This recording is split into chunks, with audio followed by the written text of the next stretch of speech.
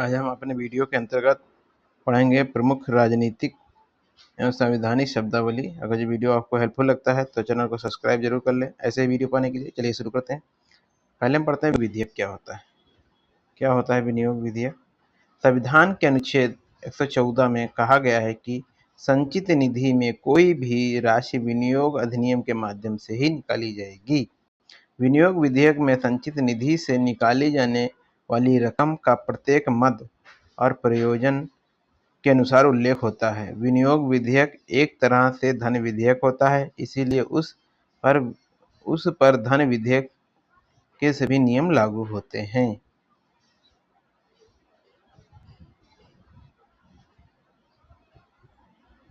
वित्तीय विधेयक annual finance bill आगामी वित्तीय वर्ष के संबंध में सरकार के बजट संबंधी प्रस्तावों को लागू करने के लिए एक धन विधेयक वित्त मंत्री के भाषण के बाद लोकसभा में प्रस्तुत किया जाता है। इसे वार्षिक वित्त कहते हैं। इसका उल्लेख कहाँ मिलता है? अनुच्छेद 112 में। कटौती प्रस्ताव सेंसर मोशन क्या है? सरकार की मांगों के प्रति असहमति व्यक्त करने का एक तरीका कटौती प्रस्ताव पेश करना है। कटौती प्रस्ताव लाने के लिए कुछ नियमों का पालन करना जरूरी है। जैसे पहला देखिए, नीतिगत कटौती प्रस्ताव। ये प्रस्ताव कैसा होता है? नीतिगत कटौती प्रस्ताव, इस प्रस्ताव का उद्देश्य सरकार की नीति के प्रति असहमति व्यक्त करना है। आर्थिक कटौती प्रस्ताव इसमें नीति के प्रति नहीं बल्कि मांग गई राशि के प्रति असहमति व्यक्त की जाती है। और सांकेतिक कटौती प्रस्ताव, इस प्रस्ताव का उद्देश्य सिर्फ अपनी असहमति का प्रदर्शन करना होता है। भारत की संचित निधि देख लेते हैं, कॉन्सुलेटेड फंड ऑफ इंडिया। इसकी अनुच्छेद 266 में चर्चा की गई है। भारत सरकार को प्राप्त होने वाला सारा राजस्व तथा ऋण अदायगी से प्राप्त होने वाला सारा धन इसी में जमा किया जाता है।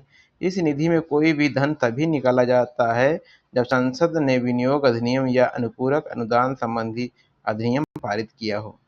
अब आते हैं भारत का लोक लेखा, तो पब्लिक अकाउंट ऑफ इंडिया। इसका उल्लेख संविधान के अनुच्छेद 266 में किया गया है। संचित निधि में जमा राशियां शामिल होती हैं। इसके अलावा सभी भारत के लोक लेखा में जमा होती हैं। मोटे तौर पर इसका संबंध बैंक जमा राशियों, बचतों, भविष्य निधि जमा राशियों इत्यादि से होता है। इस खाते से धन निकालने के लिए सरकार को संसद की मंजूरी की आवश्यकता नहीं होती। अब आता है भारत की आकस्मिक निधि। संविधान के अनुच्छेद 267 में संसद को अधिकार दिया गया है कि वह भारत की आकस्मिक निधि नाम से ज्ञात होने वाली एक निधि की स्थापना कर सकेगी। यह निधि राष्ट्रपति के अधिकार में होती है और इसे संचित करने के लिए संसदीय कार्यवाही की आवश्यकता नहीं होती है। अब आता है सत्र आहूत करना। संविधान के अनुच्छेद 85(1) में कहा गया है कि राष्ट्रपति समय समय पर संसद के प्रत्येक सदन को ऐसे समय और स्थान पर अधिवेशन के लिए बुलाएगा जिससे वह उचित समझे। आगे देखते हैं। संसद के सत्र से तात्पर्य प्रथम बैठक से सत्रावसान के बीच की अवधि से है। भारत में साधारणतः वर्ष में 3 बार संसद के सत्र आयोजित किए जाते हैं। देख लीजिए कौन कौन से हैं। बजट सत्र या फरवरी से मई तक, मानसून सत्र जुलाई से सितंबर और शीतकालीन सत्र नवंबर से दिसंबर।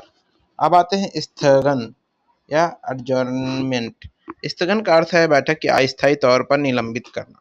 संसद को स्थगित करने की शक्ति सदन की पीठासीन अधिकारी के पास होती है। स्थगन का प्रभाव सदन में विचाराधीन किसी भी विधेयक या प्रस्ताव आदि पर नहीं पड़ता है, अर्थात उन सभी मामलों पर अगली बैठक में विचार किया जा सकता है। अब आते हैं सत्रावसान।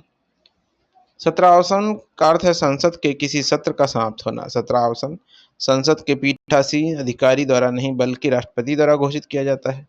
संविधान द्वारा राष्ट्रपति को यह अधिकार प्रदान किया गया है कि वह सत्र के दौरान ही सत्रावसान घोषित कर दे। देखिए अब नेक्स्ट हम पढ़ते हैं विघटन। विघटन क्या होता है? विघटन सत्रावसान से अलग होता है। सत्रावसान सत्रावसान सदन के एक सत्र को समाप्त करता है, जबकि विघटन सदन ही समाप्त कर देता है। विघटन सिर्फ लोकसभा का होता है, राज्यसभा का विघटन नहीं होता है, क्योंकि यह स्थायी सदन है। लोकसभा का विघटन करने की शक्ति भारत के राष्ट्रपति को दी गई है। अब आता है जीरो आवर या शून्यकाल जिसे कहते हैं। शून्यकाल प्रश्नकाल के तुरंत बाद अर्थात 12 बजे से शुरू होता है।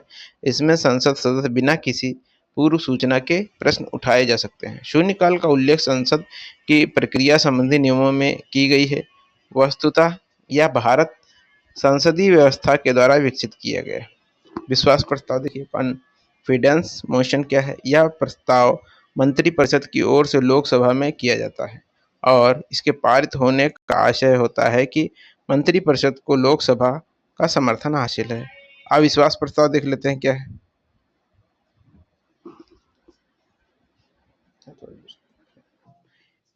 क्या है देखिए, इस प्रस्ताव को विपक्ष के किसी सदस्य द्वारा चलाया जाता है। यह प्रस्ताव लोकसभा द्वारा पारित कर दिया जाता है तो प्रधानमंत्री तथा मंत्रिपरिषद को अनिवार्य रूप से इस्तीफा देना होता है। यह प्रस्ताव लाने के लिए लोकसभा के कम से कम 50 सदस्यों की समर्थन जरूरी होता है। अब आते हैं निंदा प्रस्ताव। निंदा प्रस्ताव क्या है? देखिए, निंदा प्रस्ताव सेंसर मोशन। निंदा प्रस्ताव भी लोकसभा में ही लाया जा सकता है। यह भी विपक्ष के किसी सदस्य द्वारा ही पेश किया जाता है। यह सरकार के किसी मंत्री या मंत्रियों के समूह या संपूर्ण मंत्रिपरिषद के विरुद्ध इस उद्देश्य से लाया जाता है कि उसके कुछ कार्यों और नीतियों के प्रति असहमति प्रदर्शित की जा सके। यदि यह प्रस्ताव लोकसभा में पारित हो जाता है तो मंत्रिपरिषद के लिए इस्तीफा देना जरूरी नहीं होता है निंदा प्रस्ताव में, किंतु उस पर यह दबाव आ जाता है कि वह जल्द से जल्द विश्वास प्रस्ताव या किसी अन्य माध्यम से लोकसभा में अपना बहुमत सिद्ध करे।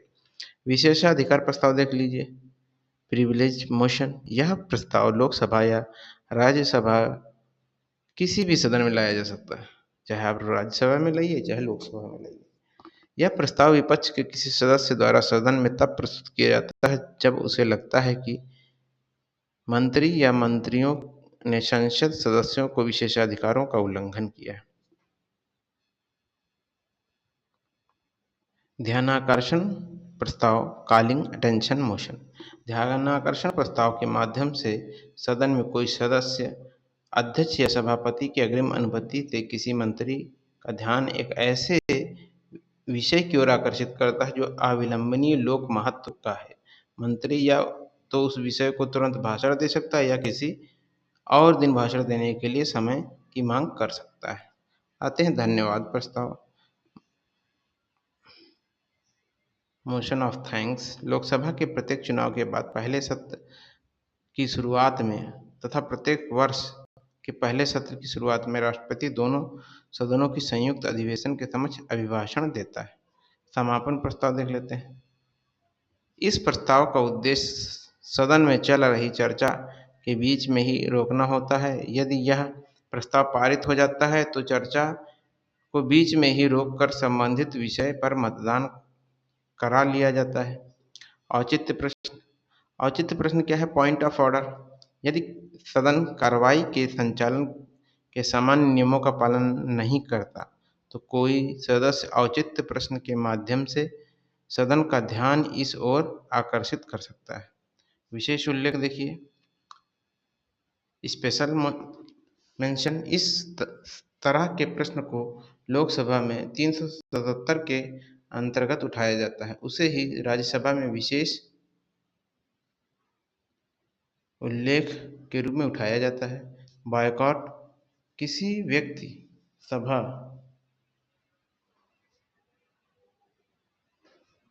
दल या सरकार का बहिष्कार करना बायकॉट करना कहलाता है। फिफ्थ कॉलम या फिफ्थ कॉलम क्या है?